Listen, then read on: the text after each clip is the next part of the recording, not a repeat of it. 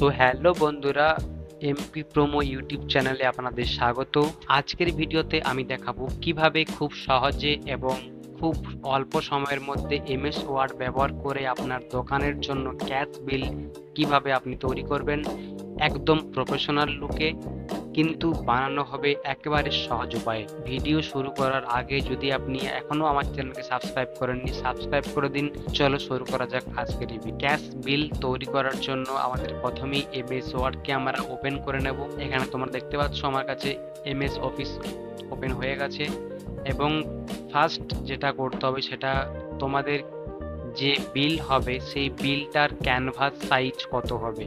Canvas size top most important, কারণ canvas size তুমি যদি সিলেক্ট না করতে পারো তাহলে তোমার ডিজাইন গড়বড় হতে পারে। তো মাথায় রেখো, ডিজাইন বানানোর আগে ক্যানভাস সাইজ খুব ইম্পর্ট্যান্ট। এখানে আমি একটা বেসিক সাইজ নিয়ে নেব, যেখানে যাব পেজ লেআউটের মধ্যে। পেজ লেআউটে যাওয়ার পর আমি এখান থেকে একটা সাইজ সিলেক্ট করে নেব। সাইজ সিলেক্ট করার জন্য এখান থেকে সাইজে যাওয়ার পর মোর পেপার সাইজ, এখানে আমার অনেকগুলো বাই ডিফল্ট পেপার থাকে, বাট এগুলো খুব বড় সাইজের হয়। সো আমাকে কাস্টম সাইজ লাগবে, তো মোর পেপার সাইজে ক্লিক করব। মোর পেপার সাইজে ক্লিক করার পর এখানে আমার যে ডায়লগ বক্সটা ওপেন হয়েছে সেখানে উইথ আছে আমি 10 করে দিলাম, হাইট আমি 15 করে দিলাম।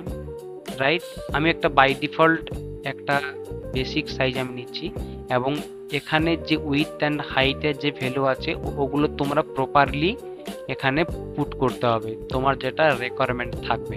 রাইট, সো এখানে আমি ওকেতে হিট করে দিলাম। ওকেতে হিট করে দেওয়ার পর আমি এখানে যাব এবার টেবিল বানাতে। ইনসার্টে যাব, ইনসার্টে যাওয়ার পর টেবিল থেকে এখানে টেবিল সিলেক্ট করছি। দেখো, টেবিল যখন সিলেক্ট করছি এবং টেবিলগুলি যখন পেজের মাঝখানে হচ্ছে, সো আমাকে এখানে দেখো লেফট এবং লেফট রাইট আপারে অনেকটা জায়গা আমার গ্যাপ হয়ে আছে।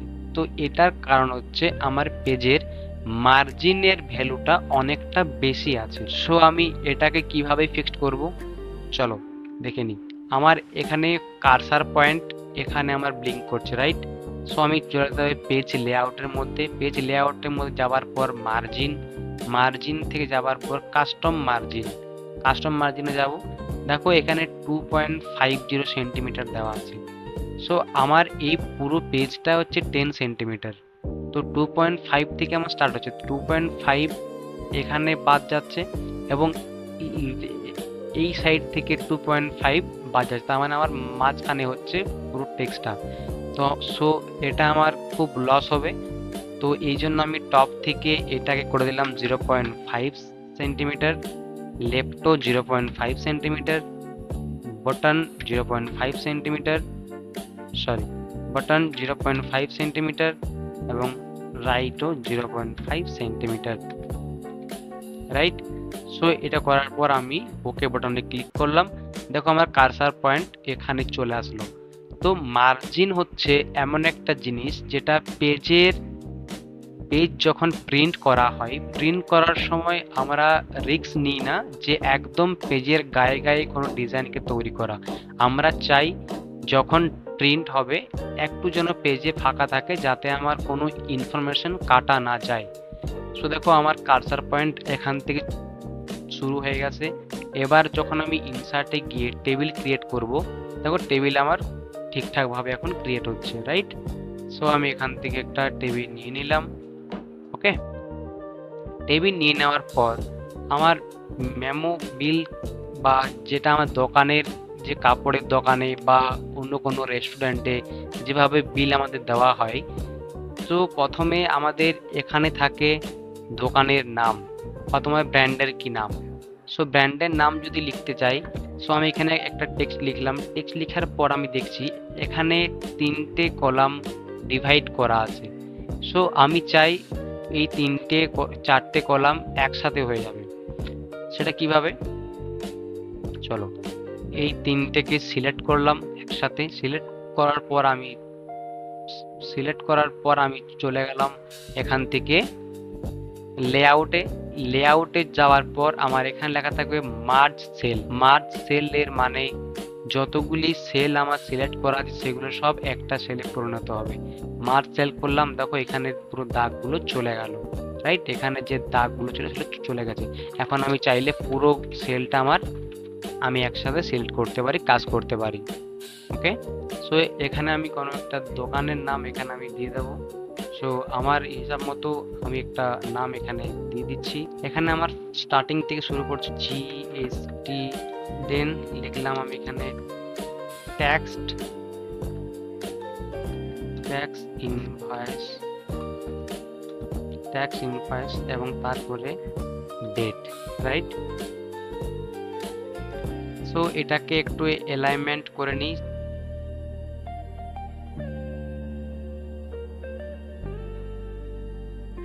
Right, taxed invoice.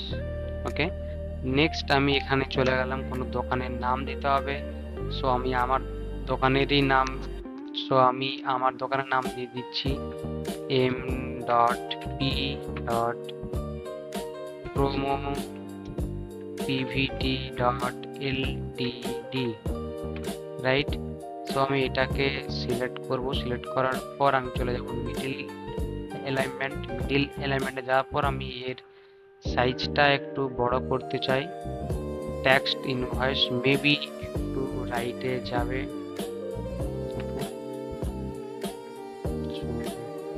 ওকে, পারফেক্ট।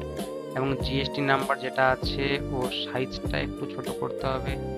সাইজটা ছোট করে দিলাম, ডেট সাইজ ছোট করে দিলাম এবং টেক্সট ইনভয়েসের সাইজ একটু বড় করে দিলাম। আবার একটু অ্যালাইনমেন্ট করে নিই এখানে।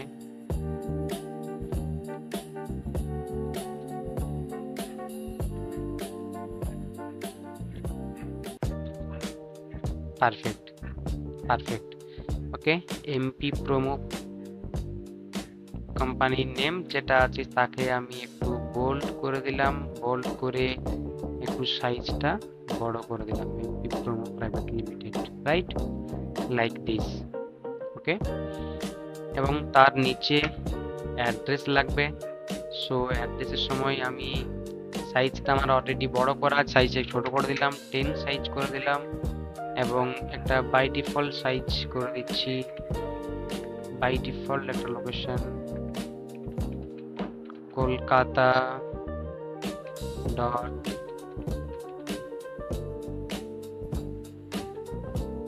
West Bengal, by default size করে দিলাম। এটাকে বোল্ড থেকে হাঁটালাম। ওকে, লাইক দিস।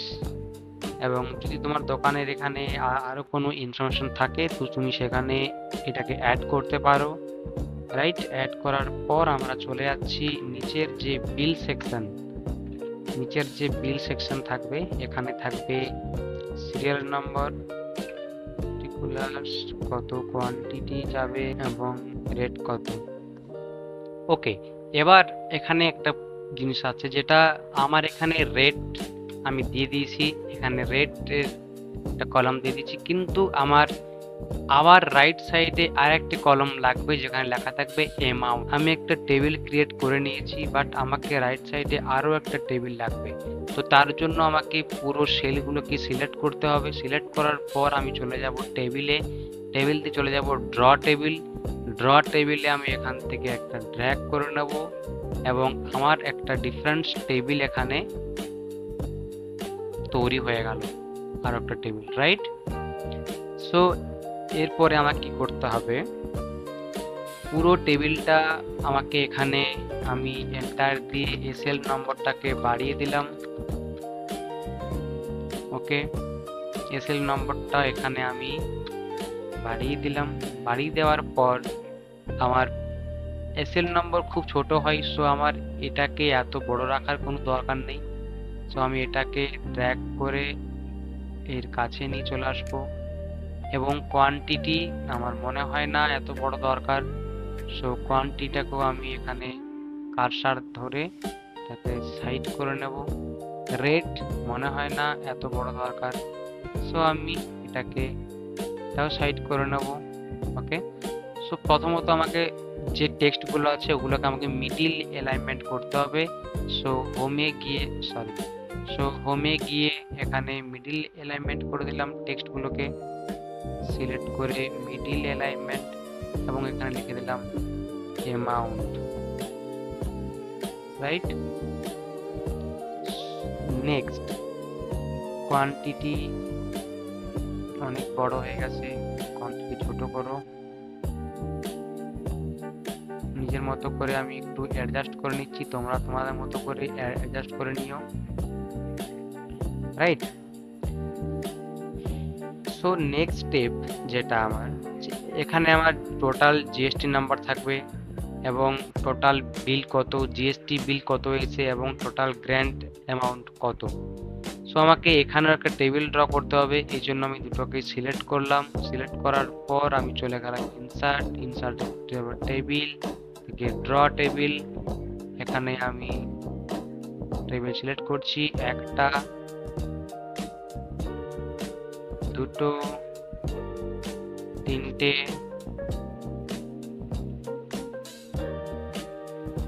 চারটে, রাইট।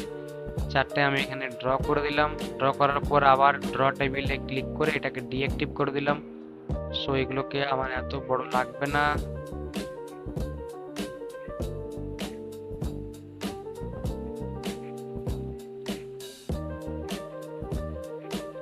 ছোট করে দিতে পারি। ওকে ওকে সো আমি এখানে লিখলাম টোটাল আমার বিল কত, রাইট।